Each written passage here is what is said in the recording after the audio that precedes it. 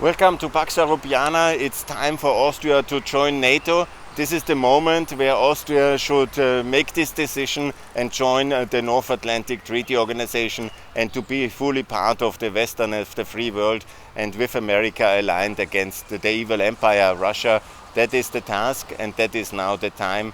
I know a lot of Austrians are not convinced because we are run by a neutralist and pro-Russian government, and the political parties are not understanding their contribution to peace in Europe is not to be reasonable working with Russia and buying Russian energy or repeating Putin's narrative lines on neutrality.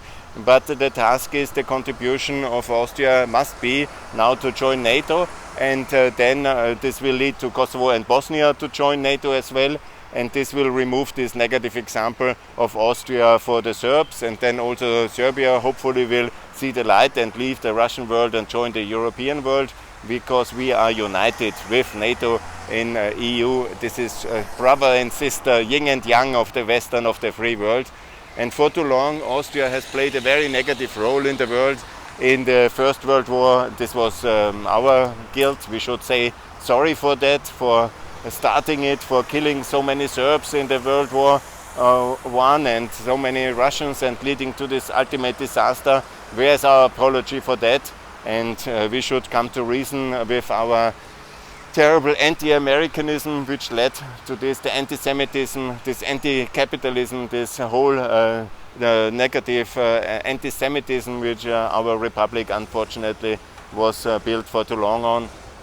So what we need is to come to terms with this, and NATO membership is the tool to get over our past. Our crimes in the Second World War are very well documented and they are horrible, and also there we were fighting against America, and that was a big mistake, and it was a terrible mistake. America has supported the Soviet Union to win this war decisively, over $1 trillion of support for the Soviet Union, let's never forget, and that was decisive to defeat and to free us of our evil Nazi ideology, of which Austria was very much part of it. Yeah? So NATO membership, again, a process of coping with the past, and then also our terrible role in the Cold War, where we were somehow semi-neutral, kind of in-between, and served so well the Russian interests here on many fronts, and also a lot of spying and a lot of problematic activities in Austria. And then we claimed to be the nation for peace, but in reality we were not different than the rest. We just were not irresponsible, somewhere in between, expressed especially by Bruno Kreisky, who was completely irresponsible person in the foreign policy, an anti-American, anti-capitalism, and yes, a very problematic personality. And I don't know why Sebastian Kurz liked him so much. It was for me a mystery. Anyhow, he was a disaster and they fit very well together. So anyhow, it's time for NATO membership, and then we have not done that because when I was a young party activist of the People's Party, we were actually all in favor of NATO in 96, 98, but then Schüssel went with the nationalists and he had other priorities, and then he went over in 2006 to Putin, and he forgot us, and he betrayed Alois Mock, he betrayed NATO, he betrayed Europe, and it's very shameful, and I'm very upset about him, and it's an absolute disaster. Yeah, NATO membership is the logical move. If we don't join NATO, you will see that then Cyprus will join, and Ireland will also be thinking about. The West will also make Malta an offer to join on an Icelandic basis. They don't need a big military spending, they just need to get the port.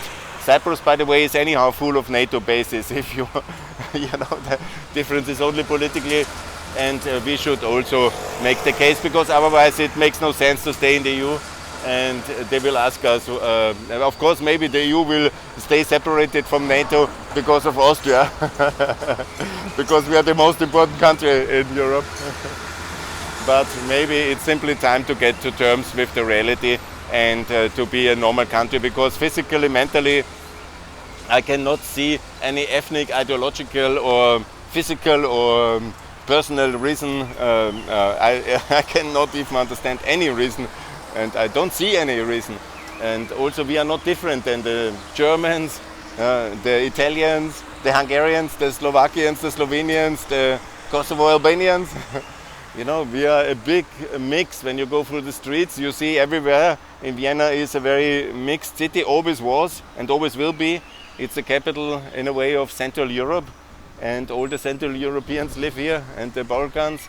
And so what's the difference of Austria, and what kind of wisdom we can give to the world? How to start wars and how to do holocausts and how to be war criminals?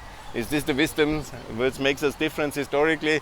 Yes, for that we should apologize much more, and we should not claim that we have some special insight of peace, like Mrs. Kneißl. Even Lavrov rejected that kind of bizarre idea. Yes, I don't see where is our specific contribution which justifies a specific security role. We are spending much less internationally than the Norwegians and the Swedes. We're doing less for our defense than the Swiss. They are at least logically also not in the EU. Yeah? Then okay, then you're not. The Swiss don't need to be in NATO. They are this Alpine Republic.